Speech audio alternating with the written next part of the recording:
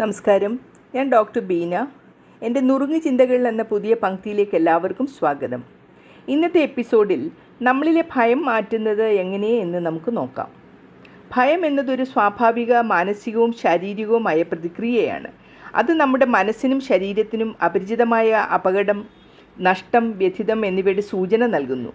ഭയം എന്ന അവസ്ഥയിൽ എന്തെല്ലാം ഉൾക്കൊള്ളുന്നു? ഭയം വരുമ്പോൾ അനിശ്ചിതത്വം, ആശങ്ക, നിരാശ എന്നീ ചിന്തകൾ ഉയരുന്നു.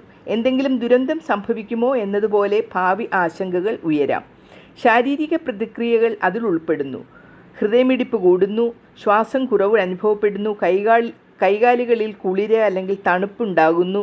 ഇങ്ങനെ പല കാര്യങ്ങളും നമുക്ക് തോന്നുന്നു. ഇത് ശരീരത്തിൽ കാണിക്കുന്ന ഫൈറ്റ് ആൻഡ് ഫ്ലൈറ്റ് എന്ന റെസ്പോൺസിനെയാണ് നമ്മളെ ഓർമ്മിപ്പിക്കുന്നത്. ഭയത്തിൻ്റെ ലക്ഷണങ്ങൾ എന്തൊക്കെയെന്ന് ചിന്തിക്കാം. മനസ്സിൽ നിരന്തരമായ ആശങ്ക, കഠിനമായ ശാരീരിക പ്രതിക്രിയകൾ, പ്രവർത്തനശേഷി കുറയൽ, തീരുമാനമെടുക്കാൻ പ്രയാസം എന്നിവ ഉടലെടുക്കുന്നു. ഭയം ജീവനിലവാരത്തെ രക്ഷിക്കാൻ സഹായിക്കുന്ന ഒരു പ്രതിരോധ സിഗ്നലാണ്. എന്നാൽ അത് അമിതമായാൽ ജീവിതത്തെ തന്നെ തടസ്സപ്പെടുത്തുകയും മനസ്സിനെ നിയന്ത്രണ വിധേയമാക്കുവാൻ സമ്മതിക്കാതിരിക്കുകയും ചെയ്യുന്നു. ഭയം മാറ്റാൻ ആവശ്യമായ ശ്രമങ്ങൾ എന്തൊക്കെയാണ്? ആദ്യം നിങ്ങളെ ഭയപ്പെടുത്തുന്ന കാര്യങ്ങൾ എന്തെല്ലാമെന്ന് തിരിച്ചറിയുക. അതിനുശേഷം അസാധാരണമായ കാഴ്ചപ്പാട്, അനുഭവങ്ങൾ എന്നിവയെ എന്തുകൊണ്ടാണ് എന്ന് വ്യക്തമായി തിരിച്ചറിയുക. ഭയപ്പെടുത്തുന്ന സാഹചര്യങ്ങളിലേക്ക് ചെറിയ നിയന്ത്രിത ചുവടുകൾ കൊണ്ട് അടുക്കാൻ ശ്രമിക്കുക. ഉയരത്തിലേക്ക് എത്തുമ്പോഴാണ് നിങ്ങൾക്ക് ഭയം ഉണ്ടാകുന്നതെങ്കിൽ നിങ്ങൾ ഉയരത്തിൽ പോയി അതിനെ അനുഭവിക്കുവാനും അതിൽ ആസ്വാദ്യത കണ്ടെത്തുവാനും ശ്രമിക്കുക.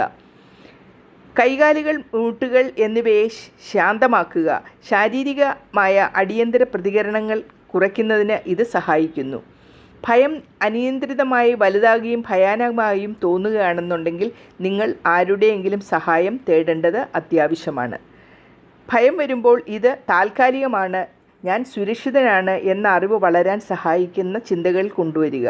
മറ്റുള്ളവരുമായി പ്രശ്നങ്ങൾ പങ്കിടുക. പലപ്പോഴും സംവേദനയുടെ പങ്കിടലും ഭയം കുറയ്ക്കും. ഭയം ജീവിതത്തെ തടസ്സപ്പെടുത്തുമ്പോൾ പ്രൊഫഷണൽ സഹായം തീർച്ചയായും തേടണം. സൈക്കോളജിസ്റ്റ്, കോഗ്നിറ്റീവ് ബിഹേവിയറൽ തെറാപ്പി എന്നിവയുടെ സഹായം ഫലപ്രദമാണ്. ഭയം തീരാനുള്ള പ്രക്രിയ ഒരിക്കൽ തീരുന്ന ഒന്നല്ല. എന്നാൽ ചെറിയ സ്ഥിരമായ പരിശീലനങ്ങളിലൂടെ അത് കുറഞ്ഞ് നിയന്ത്രിക്കാൻ ആകുന്നതാണ്. ഇനി പുതിയൊരു വിഷയവുമായി അടുത്ത എപ്പിസോഡിൽ കാണാം. നന്ദി, നമസ്കാരം.